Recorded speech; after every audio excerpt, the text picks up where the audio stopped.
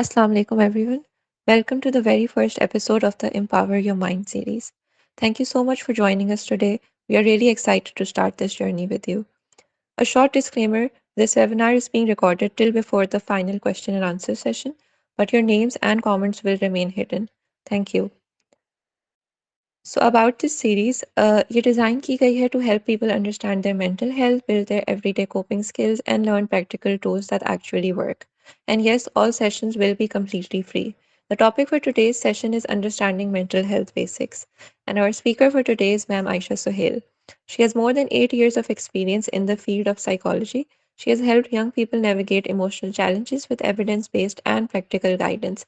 Psychotrimage, she develops self-help programs for our upcoming app and also provides one-on-one therapy sessions. She is also certified in CBITS, which is Cognitive Behavioral Intervention for Trauma in Schools, as well as TBT, which is Trauma Busting Technique, which means she is trained to support individuals dealing with trauma, anxiety, and stress. Ma'am Aisha, thank you for joining us. You can take it from here.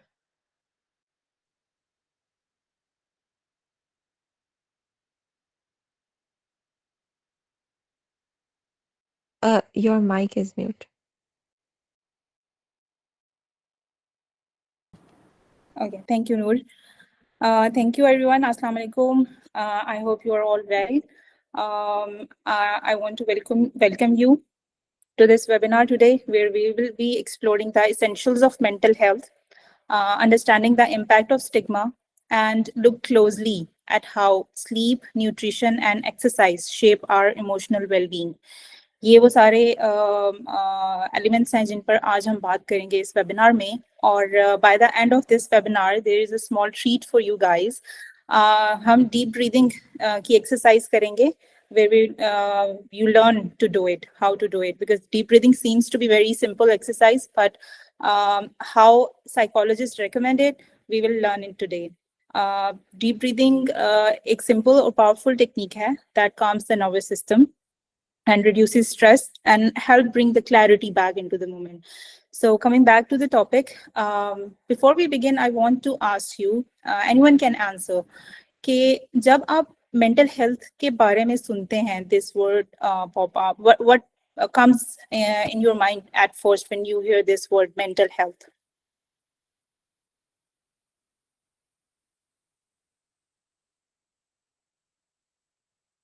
Yes, anyone?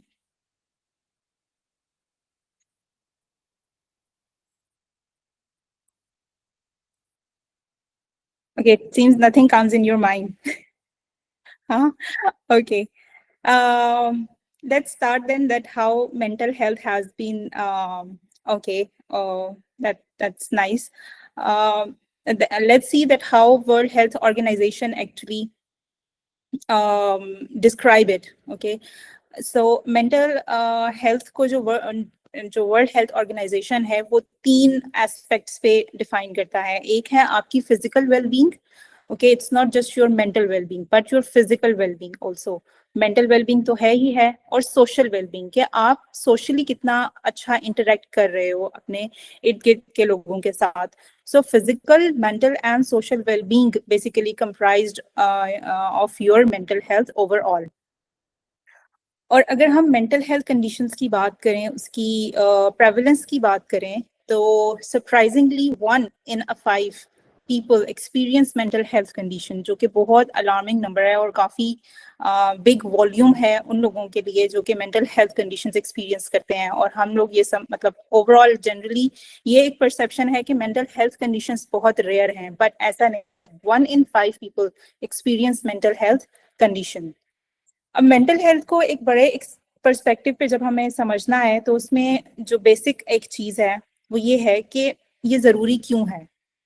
Mental health इसलिए भी जरूरी है कि हमारी mental health ये decide करती है कि हम कैसा सोचेंगे, कैसा, और फिर ये एक सर्कल स्टार्ट होता है कि हमारे सोचने से शुरू होता है, देन कम्स आवर फीलिंग्स, और फिर हम उसी तरह से बिहेव करना शुरू कर देते हैं, एंड दिस सर्कल कंटिन्यूज.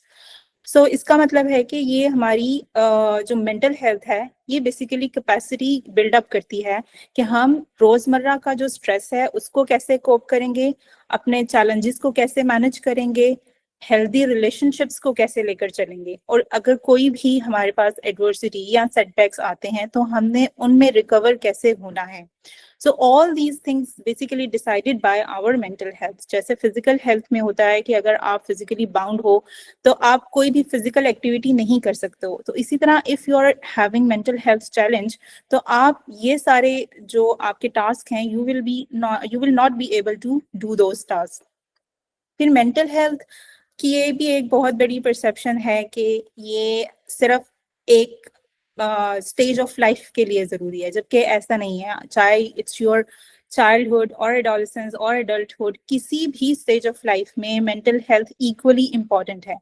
बहुत सारे ऐसी चीज केसेस होते हैं कि जहां पर आपका चाइल्डहुड बिल्कुल परफेक्टली फाइन होता है but you started having mental health challenges in your adolescence और एडल्टहुड, और इस तरह से चाइल्डहुड आपका बहुत एडवर्स होता है या मेंटल हेल्थ चैलेंजेस से भरपूर होता है, but you somehow learn the कॉपिंग techniques और आप का जो एडोलेसेंस और एडल्टहुड है वो बेटर होता है than your childhood. So this all matters. So इसलिए मेंटल हेल्थ को सिर्फ एक खास एज ग्रुप के साथ हम उसकी नहीं देख सकते कि ये सिर्फ चाइल्डहुड में इम्पोर्टेंट है या एडोलेसेंस में इम्पोर्टेंट है या एडल्टहुड में इम्पोर्टेंट है. नेक्स्ट, ये 3 टर्म्स हैं जो कि बहुत इंपॉर्टेंट हैं. एक है हेल्थ, फिर मेंटल हेल्थ, फिर mental hygiene. Health physical health होती है सिंपल, और फिजिकल हेल्थ में हमारी मेंटल हेल्थ भी बहुत इंपॉर्टेंट, और सोशल वेलबींग जैसे हमने पीछे बात की है, ये सब चीजें हमारी फिजिकल हेल्थ को भी बेटर बनाती हैं. They're are interlinked. और mental health as we already discuss के उसमें हमारा साइकोलॉजिकल इमोशनल बैलेंस, हमारी सोशल वेलबींग, ये सब चीजें इंक्लूड होती हैं. Then what is mental hygiene? जैसे फिजिकल हाइजीन होती है ना, फिजिकल हाइजीन हम रखते हैं तो हमारी फिजिकल हेल्थ बेटर होती है. इसी तरह when we are practising the mental hygiene तो हमारी मेंटल हेल्थ बेटर स्टेट में रहती है. मेंटल हाइजीन क्या है? ये प्रैक्टिस है एंड स्ट्रैटेजीज जो कि हम यूज करते हैं और जो हमें हेल्प करती हैं इन promoting, protecting and maintaining mental health. तो इन प्रैक्टिसिंग के जो भी एलिमेंट्स हैं उनको भी हम आज अपने इस वेबिनार में डिस्कस करेंगे. ये एक बहुत इम्पोर्टेंट मेंटल हेल्थ पिक्चर है कि जिससे आपको हेल्प होगी इन अंडरस्टैंडिंग कि what is the difference between mental wellbeing, mental health problems, mental illness और मेंटल डिसऑर्डर्स. सो जो वेलबींग होती है ना वो लार्जेस्ट सर्कल है and it represents basically everyone. जैसे हर एक की फिजिकल हेल्थ होती है इसी तरह हर एक की मेंटल हेल्थ भी होती है, राइट? सो ये जो बिगर सर्कल है it's basically representing us, everyone including every person. फिर इनमें से कुछ होते हैं जिनको मेंटल हेल्थ प्रॉब्लम्स होती हैं. Not everyone went through mental health problems but obviously बहुत सारे लोगों को मेंटल हेल्थ प्रॉब्लम्स होती हैं.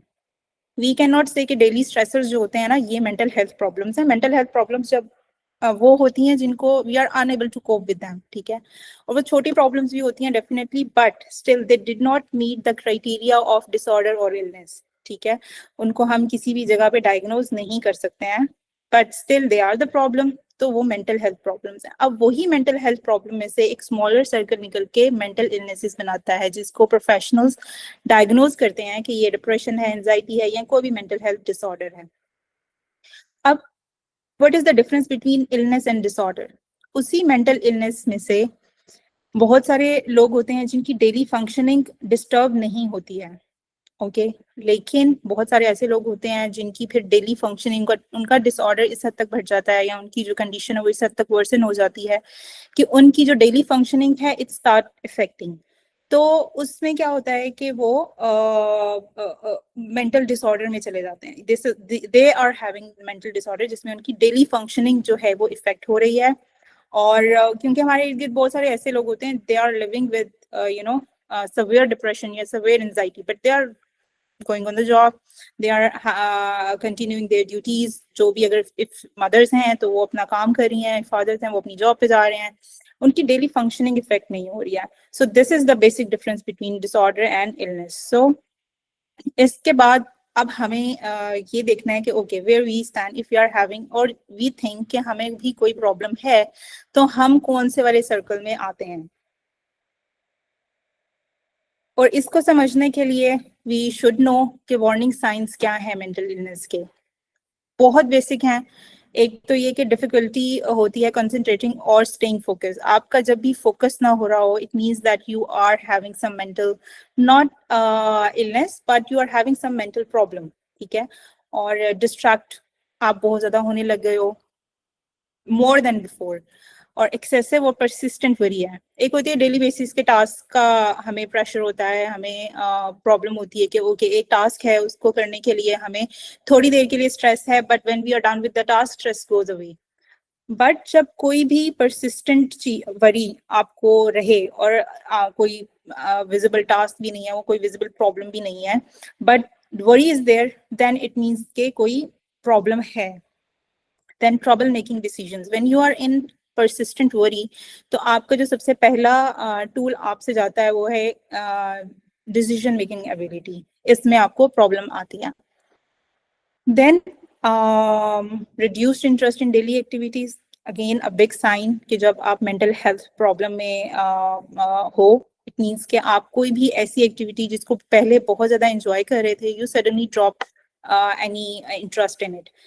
देन लो और persistently नेगेटिव मूड, आपका मूड भी नेगेटिव रहने लग जाता है। एंड दीज और ये सारे साइंस जो हैं they are all about the persistence, ठीक है। ये परसिस्टेंट रहेंगे, ऐसा नहीं है कि थोड़ी देर के लिए ठीक हुआ फिर कल खराब हो गया, फिर ठीक हुआ फिर खराब हो गया। They are persistent, these signs are persistent. Then feeling overwhelmed और अनएबल टू कोप, कि जब भी कोई स्ट्रेस आ रहा है यू आर सो ओवरवेल्म्ड कि आप उसको एड्रेस नहीं कर पा रहे हो। then there are a few additional signs के frequent जो है crying है, आपकी low energy रह रही है, आपकी जो sleep pattern है that has been changed, either it has been changed to less sleep or more sleep, और जब भी आप उठ रहे हो still you feel कि you are sleep deprived। फिर difficulty managing regulating the emotions, कि आपको अपने emotions पर control नहीं रहा है, aggressive behavior हो जाता है in some cases, और कोई भी प्रॉब्लम है तो उसको आप रिस्पॉन्ड कर रहे हो विद एंगर। और आपकी फिजिकल बॉडी पे भी साइंस आते हैं आपके मेंटल प्रॉब्लम्स के, उसमें recurrent physical aches and pains without a clear medical cause, कि आपके टेस्ट फिजिकल टेस्ट सब ठीक आ रहे हैं but still you are having pain in your body, it means that some mental health issue is concerning. Okay, ये तो हो गए साइंस के जिनको आपने देखना है। अब हम बात करते हैं कि कंपोनेंट्स ऑफ मेंटल हेल्थ कौन कौन से हैं। सबसे पहली एक चीज जिसको आपने प्रैक्टिस करना है अपनी लाइफ में, and it will help you to maintain a very good mental health, is ability to accept oneself. अपने आप को एक्सेप्ट करें, अपनी एबिलिटीज को एक्सेप्ट करें। अब इसका क्या मतलब है? इसका मतलब है कि आपको अपने बारे में क्लैरिटी हो कि आपकी क्या स्ट्रेंथ्स हैं, क्या वीकनेसेस हैं, क्या लिमिटेशंस हैं, because no one is superhero, right? You are, if for example अगर हम किसी भी इंसान के वर्किंग परस्पेक्टिव से बात करें, तो कोई सॉफ्टवेयर इंजीनियर्स की जगह बात कर लेते हैं, तो वो एक डोमेन में उनकी एक्सपर्टीज है, right? But if they are getting again and again challenges regarding another field, और वो ये फील करते हैं कि यार मुझे उसमें जो है अपनी एक्सपर्टीज को इंक्रीज करना चाहिए, rather than focusing on what they are having ability in, तो क्या होता है कि एक कांस्टेंट हम करना शुरू कर देते हैं कंट्रास्ट, और जिसकी वजह से आप अपनी सेल्फ वर्थ भूलकर जो चीज आप में नहीं है आप उस पर फोकस करने लग जाते हो। It's mean that you are not accepting yourself. अब इसका मतलब ये भी नहीं है कि आप कुछ नई चीजें सीखो ना, and you just focus on whatever you have. If you have ability to learn a new skill and you are not doing it, this is again a different problem. But कुछ लोग जैसे मैथ्स में naturally अच्छे होते हैं, कुछ bio में naturally अच्छे होते हैं, so you have to guess कि आपकी ability क्या है, and you have to excel in that rather than just keep focusing on the thing that you are not good at. और इस चीज को रियलिस्टिकली होकर सोचना है कि आपकी एबिलिटीज क्या हैं, आप किन किन चीजों को ज्यादा अच्छे से कर सकते हो, and then accept those things. The second most important building block of or component of mental health is capacity to relate positively to others. Social आपके जो रिलेशनशिप्स हैं, चाहे वो विद इन फैमिली हैं, विद इन फ्रेंड सर्कल्स हैं, आप जहाँ पर कॉर्पोरेट सेक्टर्स हैं, जहाँ पे जॉब कर रहे हो, आपके वहां पर आप कैसे पॉजिटिवली रिलेट कर रहे हो दूसरों के साथ। जो भी लोग जिनकी गुड मेंटल हेल्थ होती है वो एक जेन्युइन इंटरेस्ट और वेलबींग शो करते हैं टुवर्ड अदर्स। अब इसका क्या मतलब है कि वो अब आपने भी देखा होगा ऐसे कि कई लोग हैं जो कि बहुत अच्छे से कनेक्ट करते हैं with others when you meet them, when you are with them, तो एक पॉजिटिव एनर्जी और पॉजिटिव वाइब आपको फील होती है। इट मीन्स दैट कि उनकी मेंटल हेल्थ गुड है and they are showing a genuine interest in you, और वो आपसे एक अच्छे तरीके से बात कर रहे हैं, रिलेट कर सक रहे हैं। सो when you're having a good or positive relation with others, तो आप एक मीनिंगफुल, सपोर्टिव और एंड्योरिंग रिलेशनशिप्स बनाते हैं। ये पर्सनल रिलेशनशिप्स भी हो सकते हैं, ये फ्रेंडशिप्स में भी हो सकते हैं, ये वर्किंग रिलेशनशिप्स भी हो सकते हैं। और आप तभी एम्पैथी भी शो करोगे, रिस्पेक्ट भी होगी और म्यूचुअल सेटिस्फैक्शन भी हो। तो ये सब एलिमेंट्स आपकी मेंटल हेल्थ को भी शो करते हैं कि आप कैसे पॉजिटिवली रिलेट कर सकते हो दूसरों के साथ। The last and third and most important is ability to fulfill life's tasks. कि obviously ये बात बहुत for sure है कि जब आप mental health आपकी अच्छी होगी तो आप लाइफ का कोई भी टास्क होगा उसको इंडिपेंडेंटली कर सकते हो। और again it's a contradictory thought कि अच्छा अभी तो आप कह रहे थे कि आपने अपने आप को एक्सेप्ट करना है और उसके बाद आपने दूसरों के साथ रिलेट करना है। Relating with others, accepting yourself basically brings you to fulfill your life's task. आप दूसरों पर डिपेंड क्या कर रहे हो, वो चीज बहुत मैटर करती है। ऐसा नहीं है कि आप अगर को कि okay I am lacking this ability so I have to burden up the other person because they should help me. ये बिल्कुल उस चीज के ऑपोजिट चीज है कि आपने अपने आप को तो उस चीज के लिए प्रिपेयर कर लिया कि accept your shortcomings and your limitations and your strengths also, but आपने अपनी जो लाइफ टास्क है ना उसको भी और जो गोल्स हैं जो आपने सेट किए हुए हैं उनको भी पैरेलल लेवल पे अचीव करना है। और उसमें आपने अपने डिसीजंस भी खुद लेने हैं, आपने रिस्पॉन्सिबिलिटी लेनी है अपने एक्शंस की, आपने जो है एक इफेक्टिव और फंक्शनल पर्सन कैसे बनना है सोशली, ऑक्यूपेशनली, इन सब एरियाज ऑफ लाइफ में। ये जो आपकी एबिलिटी है ये it is interlinked with your mental health. अब इन सब चीजों को मेंटेन कैसे किया जाए उसके लिए थोड़ी सी टिप्स हैं। Like talk about your feelings. सबसे पहले the more you are aware about your feelings, the more it means कि आप अपनी आप से अवेयर हो और आपके जो रिएक्शंस होंगे ना you will be having more control over them. फिर एक्सप्रेसिंग योर फीलिंग्स अगेन, ये जो है ये बिल्कुल भी वीकनेस का साइन नहीं है। We should come out of this thing. और and irrespective of the gender we should एक तो ये कि दूसरों की भी अगर कोई फीलिंग्स को एक्सप्रेस कर रहा है we should show empathy, we should listen them, we should accept them as it is. और अगर हमें भी अपनी फीलिंग्स को एक्सप्रेस करना है तो उसको भी हम जेन्युइनली करें because it's a very important aspect of taking responsibility of your well-being और उसको और अपनी mental health को actively support करना ये भी आपकी responsibility है। अपनी physical body की help जो है आपको करना है, take care, stay physically active। जब आप physically active होते हो तो the more you are physically active तो उससे क्या होता है कि आपकी फिजिकल हेल्थ तो अच्छी होती ही होती है बट आपकी ब्रेन हेल्थ अच्छी होती है, उसकी वजह से आपकी सेल्फ स्टीम भी ऑब्वियसली अच्छी होती है, ओवरऑल मूड पे इम्पैक्ट होता है उसका। और फिजिकली जब आप एक्टिव होते हो तो आपकी बॉडी में एंडोर्फिन ज्यादा रिलीज हो रहा होता है, that support both physical and mental health. और sleep, sleep is very important. आप जो एक एडल्ट है उसको 8 hours a day they should take sleep. अभी हमें क्या होता है कि हम बिकॉज जब हम अपने 20s से 30s के उस टाइम में होते हैं ना तो we don't care about it because this things really don't matter. हम कहते हैं हाँ 2 घंटे और 3 घंटे की नींद लेके we are still active, we are fine, but eventually उसका असर आपकी बॉडी पे हो रहा होता है। और आहिस्ता आहिस्ता क्या होता है कि अगर आप अभी अपने आप को असेस करो कि जो 20 से 30 वाले बैच में आप थे, आपकी जो एनर्जीज थी वो अभी भी हैं कि नहीं है, और उस चीज का इम्पैक्ट जो आपने अपने आप को स्लीप डिप्राइव किया, अपने आप को फिजिकली एक्टिव नहीं रखा, उसका impact you have started facing in your early 30s। सो आपकी फिजिकल हेल्थ जब डाउन जाती है तो it automatically bring lower your self esteem और आपकी मेंटल वेलबींग पर भी उसका डायरेक्ट इम्पैक्ट होता है। Nutrition again it's very important, क्योंकि आपकी बॉडी को एनर्जी ही सारी की सारी फूड से जा रही होती है, और the food you eat have a significant and lasting impact on your mental health, क्योंकि ब्रेन को जो है ना वो वेराइटी ऑफ न्यूट्रिएंट्स चाहिए होती हैं। अगर आप उसको न्यूट्रिएंट्स से डिप्राइव करोगे, डेफिनेटली उसकी ability to think will change, और उसका जो फंक्शन होगा ना, definitely it will be changed. और ask for help, this is a very big thing. As I already mention कि हम सुपर ह्यूमन नहीं है, ठीक है। It's very natural and normal कि हम थकें भी, हम ओवरवेल्म भी हों, हम डिस्करेज्ड भी हों। We should feel a failure if we get fail in any task. हमें ये सब feelings आती हैं। The thing is कि we accept these things.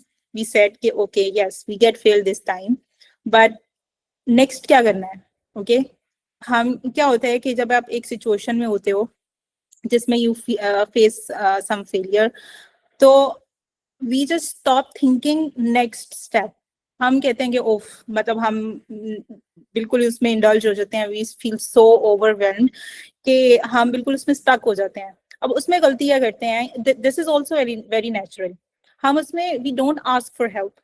अब ask for help it doesn't mean कि आपको कोई फेलियर आया, कोई प्रॉब्लम आया, कोई बात समझ नहीं आ रही तो ठग से आपको मेंटल हेल्थ प्रोफेशनल ढूंढना है। No, at first you have you should talk to your friend. You should have some friend जो कि आप जिसके साथ आपका ऐसा पर्सनल लिंक हो कि आप उसके साथ बैठ कर सकते हो, मतलब कुछ भी बात कर सकते हो, ठीक है। और फैमिली में हो सकते हैं, फ्रेंड्स हो सकते हैं, जब जहाँ पर आप काम कर रहे हो वहां पर हो सकते हैं। So just ask for help. अगर बात आपकी जो है वो कथारसिस से बात बन जाती है, मोस्ट ऑफ द केसेस जब आप कथारसिस करते हो तो आपको नेक्स्ट किसी भी प्रोफेशनल के पास जाने की जरूरत नहीं पड़ती है। यू जस्ट एक पीरियड ऑफ टाइम होता है, it went away and you feel okay and you can start work again. लेकिन अगर ये फीलिंग परसिस्टेंट रहती है, then you need to ask for help. और वो मेंटल हेल्थ प्रोफेशनल्स जो हैं, then you should seek help from them. Take a break, break is very important. और ब्रेक का मतलब ये नहीं है कि आपको कोई इंटरनेशनल टूर ही लेना है। जस्ट आप अगर कोई काम कर रहे हो for example and you just get stuck in it, just get up, take some fresh air, कोई ड्रिंक ले लो, पानी ले लो, चाय ले लो, कुछ 5-10 मिनट की ब्रेक लो, डिस्ट्रैक्ट करो अपने आप को, and then come back to work and you will feel कि आप you come back more energetically. In the same way ये कोई बड़ी भी हो सकती है कि आप नेचुरल किसी हैबिटेट में जाओ, वहां पे you will feel good. Okay, उसका फिजिकल आपकी बॉडी पे बहुत अच्छा इम्पैक्ट होगा, आपके ब्रेन पे बहुत ज्यादा अच्छा इम्पैक्ट होगा, यू विल फील फ्रेश। और जिस हद तक भी आप ब्रेक ले सकते हो और जिस लेवल की ब्रेक आपको चाहिए, you must take a break. और just keep a check on the activities that you enjoy to do. Participate in activities you are good at, or not specifically good at, but you should enjoy those activities. So what will happen at the end of this activity कि it will provide you a sense of accomplishment. ठीक है, जब आप वो चीज करते हो जिसमें आप गुड, ऑटोमेटिकली यू नो कि यार आप ये कर सकते हो। जब आप करते हो तो आपको एक सेंस ऑफ अकॉम्प्लिशमेंट मिलती है, आपकी सेल्फ स्टीम बूस्ट होती है, और इसके रिजल्ट में आपका जो स्ट्रेस है वो समहाउ कम होता है। And then accept who you are, जिसकी हम पहले भी बात कर चुके हैं कि एवरीवन इज यूनिक, ठीक है। और you don't have to compare yourself to others. आप अपने आप को पॉजिटिवली देखो and it will eventually help you in getting confidence, and आपकी पर्सनल ग्रोथ अच्छी होगी, और जो न्यू स्किल्स आपने सीखने हैं ना, उसमें ये definitely it will help you.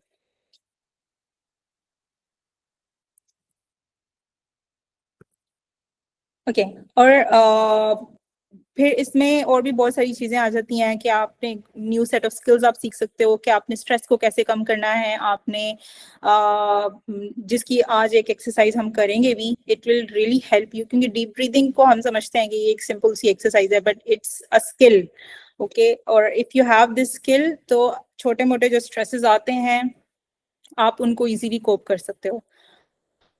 At the end very important is set realistic goals. अब ऐसा भी नहीं है कि आप किसी कोई चीज हाई एम नहीं कर सकते हो, बट द थिंग इज कि आप वो वाले गोल्स अपने लिए सेट करो जो आपको लगता है कि अचीवेबल हैं, और अगर बड़ा गोल भी है तो आपको उसके स्टेप्स की क्लैरिटी हो कि how will you achieve those goals. ठीक है, आप ओके आपने गोल अपना सेट कर लिया कि you will go to the moon, लेकिन if you don't have the clarity how will you reach to the moon, तो ये चीज आपको एंजाइटी ज्यादा करेगी। ठीक है, और वो एडवर्सली इफेक्ट करेगी आपकी सब कैपेबिलिटीज पर। हो सकता है कि आप उससे ज्यादा अचीव करने के कैपेबल हो, but as you set un unrealistic and unclear goal for yourself, तो ये आपको नेगेटिवली इम्पैक्ट करती है। So aim high but remain realistic. अब इस सब चीजों का बेनिफिट क्या होता है? सबसे पहले तो ये कि आपकी you got stronger capacity to cope with life stresses. ठीक है, कि लाइफ में हर एक की लाइफ में स्ट्रेसेस आते हैं, हर लेवल के आते हैं, कभी बहुत ज्यादा थोड़े ज्यादा दिन के लिए आते हैं, कुछ कम दिन के लिए आते हैं, but we have to face the stresses.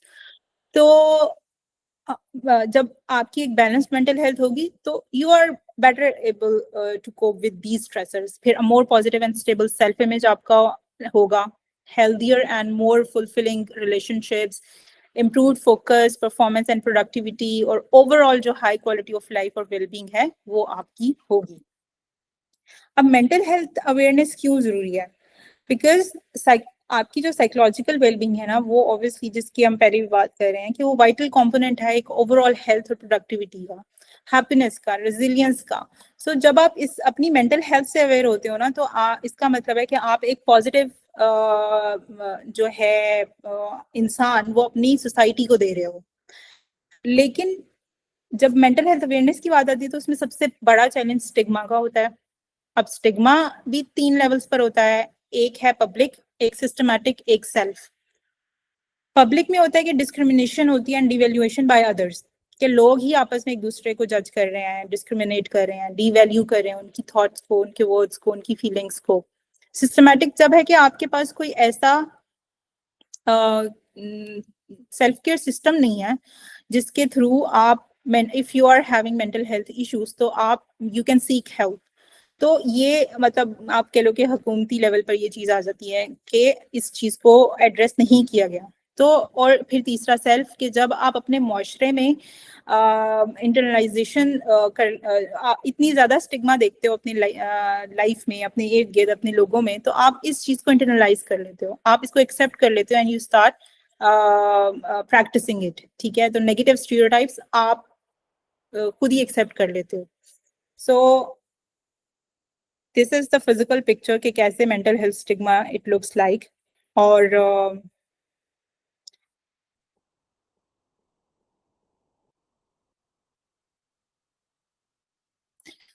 Moving forward के हम अब फिर स्टिग्मा को कैसे अपनी ब्रेक कर सकते हैं और अपनी बिहेवियरल हेल्थ को इंक्रीज कर सकते हैं, because stigma obviously it's a behaviour. So very small steps, talk openly about mental health, अपने आप को ज्यादा से ज्यादा अवेयर करें related to mental health issues, और try to respond to misperceptions. ठीक है, और नेगेटिव कमेंट्स अगर कोई कर रहे हैं तो try to comment that. Be conscious of the language, क्या वर्ड्स बहुत ज्यादा इम्पैक्ट करते हैं, तो अपनी लैंग्वेज को जो है वो बहुत केयरफुली यूज करें। encourage equality between physical and mental health, ये कांस्टेंट इसका लड़ाई है, but you need to encourage के फिजिकल हेल्थ जरूरी है बट मेंटल हेल्थ भी जरूरी है। बी ऑनेस्ट अबाउट ट्रीटमेंट, अगर आप ट्रीटमेंट के लिए जा रहे हो तो उसमें भी you need to be honest and show compassion for those with mental illness, आप उनको हेल्प आउट करो जो कि मेंटल इल हैं, और choose empowerment over shame. These are all the small steps that will help you and in breaking the stigma. अब last component है हमारा कि how stress, sleep, nutrition and exercise affect mood. Simple सी एक बात है कि पहले स्लीप पे बात कर लेते हैं कि इनसफिशिएंट और पुअर क्वालिटी ऑफ स्लीप ये करती क्या है, या आपकी इमोशनल रेगुलेशन को डिस्टर्ब करती है। जब आपकी इमोशनल रेगुलेशन डिस्टर्ब होता है तो आप हर चीज को नेगेटिव लेना शुरू कर देते हो। When you start taking everything negative, तो आपकी जो कोपिंग एबिलिटी है, आप अपनी कोपिंग स्किल्स को कब निकालते हो? व्हेन यू आर होपफुल कि ओके मैं you are having some problem in front of you, you just ये ऐसे ही है कि आप अपना टूल बॉक्स निकालें और उसमें से टूल्स देखें कि okay which one I have to use right now to cater this problem. लेकिन अगर आप नेगेटिव सोच रहे हो तो आपने कहना ये चीज तो जाया हो गई है, मेरी मेहनत जाया हो गई, ये प्रॉब्लम आ गई है, अब इसके बाद तो कुछ हो नहीं सकता, तो आप अपना जो कोपिंग सेट ऑफ स्किल्स है ना उसको बाहर भी नहीं निकालते हो। तो इसकी वजह से ये सारी प्रॉब्लम जो है ना वो एक सर्कल में चलना शुरू हो जाती है। So adequate rest improves mood, clarity भी आती है आपको, दिमाग आपका सही से काम कर रहा है, आपको हर चीज की क्लैरिटी है, ठीक है, और आपकी वेलबींग इंप्रूव होती है। सो स्लीप को कभी भी इजी नहीं लेना चाहिए। Next is nutrition. ऑब्वियसली जो आप खाते हो आपके जो है वो फिजिकल हेल्थ पे डिपेंड करता है, नजर आता है, और आपकी ब्रेन हेल्थ, ब्रेन को भी तो जा रहा है ना एनर्जी, तो आपकी ब्रेन हेल्थ भी ऑब्वियसली इसी पर डिपेंड कर रही है कि आप क्या खा रहे हो। सो एक बैलेंस्ड न्यूट्रिशन आप लाजमी अपने जो लाइफ में उसको इंट्रोड्यूस कराओ, आपकी कोग्निटिव फंक्शनिंग के लिए बहुत जरूरी है, क्योंकि पुअर डाइट जो है वो हमेशा फटीग कॉजेज फटीग। जब आप लो मूड के साथ रहोगे, लो फटीग के साथ रहोगे, लो एनर्जी के साथ रहोगे, इंक्रीज स्ट्रेस के साथ रहोगे, आप कभी भी पॉजिटिव होकर काम नहीं कर सकते हो। The next is stress. Obviously chronic stress जो होते हैं ना वो आपकी फिजिकल हेल्थ पे बहुत बुरी तरह इफेक्ट करते हैं। कभी कभी ऐसा होता है कि अनएक्सप्लेनेबल पेन होती है आपकी बॉडी में, कोई फिजिकल आपको प्रॉब्लम नहीं है, बहुत सारे टेस्ट करा लिए, सब कुछ करा लिया, but every report is fine, तो फिर पेन क्यों है बॉडी में? और उसका मेन रीजन स्ट्रेस होता है। इसका मतलब है कि स्ट्रेस का फिजिकल बॉडी के साथ बहुत ज्यादा गहरा ताल्लुक है। If you just take care of your, it will take care of your body. Last is exercise, as we had discussed before कि regular जो physical exercise है उससे आपकी जो टेंशन है वो रिड्यूस होती है, improves your sleep, enhances overall emotional well-being, even light movement supports better mood and mental clarity आपके आती है. So this was all about today's topic. So let's move towards the activity, and all the best to all of you. I hope you will enjoy it and you will learn something from it. Thank you.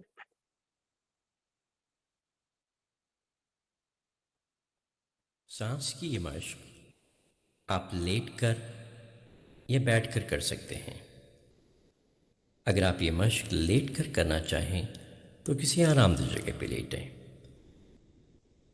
अपनी टांगें सीधी कर लें और अपने पैरों में ज़रा सा फासला रखें, इस तरह कि आपके पैर के अंगूठे बाहर को निकले हों। आपके बाजू सीधे और जिस्म के साथ मगर जिस्म से थोड़े से फासले पर हो। आपकी हथेलियों का रुख ऊपर की तरफ हो। अब आप अपनी आंखें बंद कर लें। इस बात का ख्याल रखें कि आपकी कमर सीधी हो। अगर आप ये मशक बैठकर करना चाहते हैं तो किसी आरामदेह नशिस्त पर बैठ जाएं। अपनी टांगें और बाजू सीधे करके अपने जिस्म के साथ फैला लें। अपनी कमर सीधी रखें। अपना ध्यान अपने जिस्म पर ले जाएं। अपने जिस्म के मुख्तलिफ हिस्सों के बारे में सोचें। अपने जिस्म के मुख्तलिफ हिस्सों में मौजूद तनाव पर ध्यान दें। पहले अपनी तवज्जो अपने सर पे ले जाएं। अब अपने चेहरे पर, अब गर्दन पर, कंधों पर, छाती पर। अब अपनी तवज्जो अपनी कमर पे ले जाएं। अब अपनी कूल्हों पर, रानों पर, पिंडलियों पर, पैरों पर और अब पैर के अंगूठों पर। देखें किस तरह आपके जिस्म से तनाव दूर होता जा रहा है, दूर, बहुत दूर। अब आप अपनी सांस पर तवज्जो दें। अपना बायां हाथ अपने पेट पे रखें। आहिस्ता आहिस्ता नाक से एक गहरा सांस अंदर लें। हवा अपनी छाती के बजाय अपने पेट में भरने की कोशिश करें। उस ठंडी हवा पे ध्यान दें जो आपके नथनों से गुजर कर जिस्म के अंदर दाखिल हो रही है।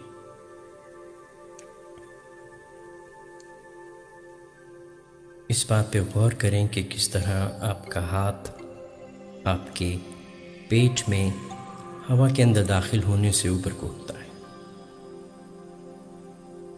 अब अपने मुंह के रास्ते सांस बाहर निकालना शुरू करें, आहिस्ता आहिस्ता। सांस के साथ अपने जहन से तमाम सोचों को भी बाहर निकाल दें। अपने मुंह के जरिए सांस बाहर निकाल दे रहे हैं। उस गर्म हवा को महसूस करें जो आप आहिस्ता आहिस्ता मुंह से निकाल रहे हैं। आपके मुंह, आपकी जुबान और आपके जबड़ों से तनाव कम होता जा रहा है। अपने सांस की आवाज और पेट के उतार चढ़ाव पे ध्यान करें। आप अपने आप को हल्का फुल्का महसूस कर रहे हैं। और करें कि किस तरह आपका सांस पुरसकून होता जा रहा है। आपके जिस्म का तनाव कम होता जा रहा है। कैसे आपके दिमाग को सुकून आता जा रहा है। जैसे जैसे आप आहिस्ता से सांस अंदर लेते हैं और फिर बाहर निकालते हैं, सुकून की कैफियत में इजाफा होता जाता है। सुकून की कैफियत हर सांस के साथ गहरी होती जा रही है। सांस अंदर लें और अब बाहर निकाल दें। सांस अंदर लें, नाक में दाखिल होने वाली हवा पे ध्यान रखें। अब सांस बाहर निकाल दें। सांस मुंह के जरिए बाहर निकालें। अब सांस अंदर लें और अब बाहर निकाल दें। सांस अंदर लें और अब बाहर निकाल दें।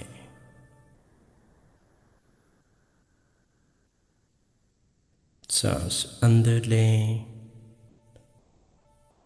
अपने हाथ पर ध्यान रखें जो पेट पर है।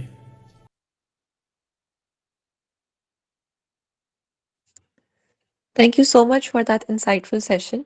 बहुत helpful information थी and I hope everyone learned something valuable today. Now we will be opening the floor for questions. If you have any questions, please write them in the chat box and we'll try to answer as many as possible. But before that, we want to give a short introduction about Psychiat Drive for those who are new. So over to you. Assalamu alaikum everyone. My name is Umair Khalif and I'm the product lead at Psychiatry. I'm going to tell you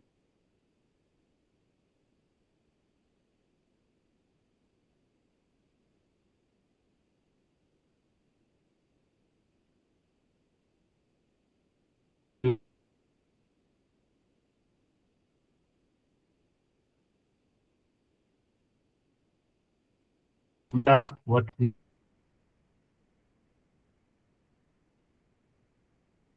do and how you can potentially benefit from the platform. So basically,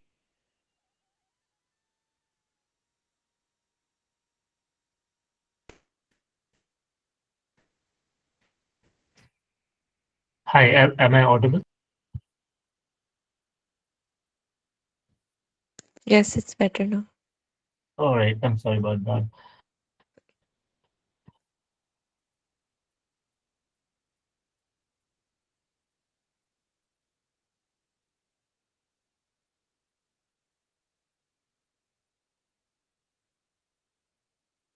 Hi, sorry, I'll continue from here. Noor, am I audible? Yes. Okay, perfect. So basically, as I was saying, our target market is low and middle income countries, and specifically Pakistan, because we are a Pakistani startup. So as compared to other health platforms, Psychiatry is basically focused on mental health. So all our efforts, engineering efforts and business efforts are going towards making mental health more accessible, affordable, and stigma-free. So to this end, we have developed a mobile app and a web app, or web app you can use on your browser like Google Chrome. So basically, you can use the app as someone who's seeking help, or so for those online sessions with verified practitioners. And we also aim to make the platform and therapy more more accessible, right? So we are aiming for having affordable rates, and we also aim to have subsidized options for the underprivileged section of the society. It will have the opportunity to track your mental health through questionnaires, through guided resources, worksheets, and self-help programs. And another part of our effort is to build community support and awareness. So basically, sometimes even if we know what to do, we need to be reminded how to do that and when to do that, right? So for that, this webinar is part of that effort, and we also develop an ecosystem through our social media, which you can also become a part of and basically become more aware and get support from there as well. Uh, yeah, so how it works. Basically, you can log on to the app and you can go to the consult section. You can go through a list of verified practitioners who are there to help you with your therapy. And you can choose the most suitable ones based on their specializations and the conditions that they treat.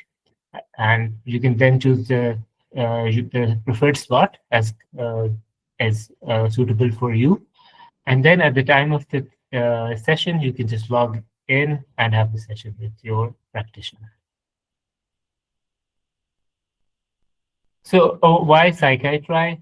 Basically, as I mentioned before, we carefully screen and verify the practitioners that are on Psychiatry so that we can deliver quality mental health services to you.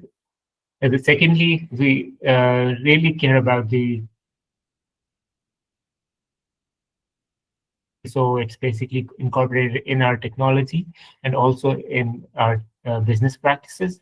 So everything that is shared during the sessions and also on the platform is by your consent, and also we do not disclose any of the information. We are particular about this task. As I mentioned before, we are aiming for transparent and affordable pricing, and that is a guarantee.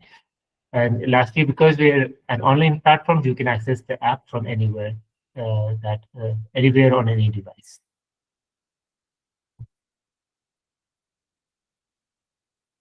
Right. So basically, we have a good team of verified and qualified psychologists that are part of Psychiatry already, and their expertise range from a variety of therapies that they can deliver, and they can treat a lot of different conditions, including depression, anxiety, difficulty in managing relationships, and also stress management.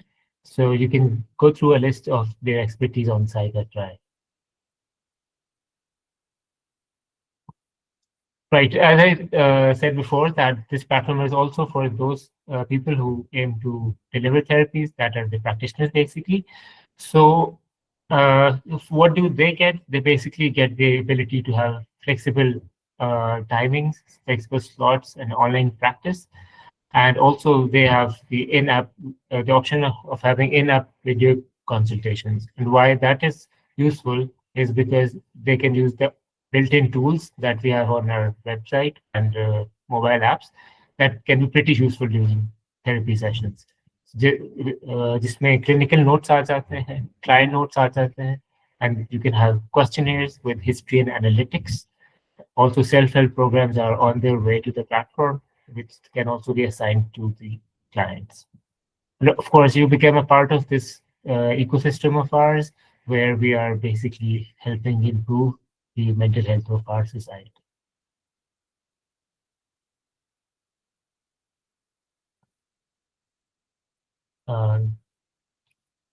Right. So that was a small description about Psychiatry, and I would encourage you to try out our web app on this website address, app.psychiatry, and have a look at it yourself. And if you have any questions about this, you can please ask me. Or if you have any questions related to mental health, you can ask Aisha. So that is it from my side. Over to you, Noor.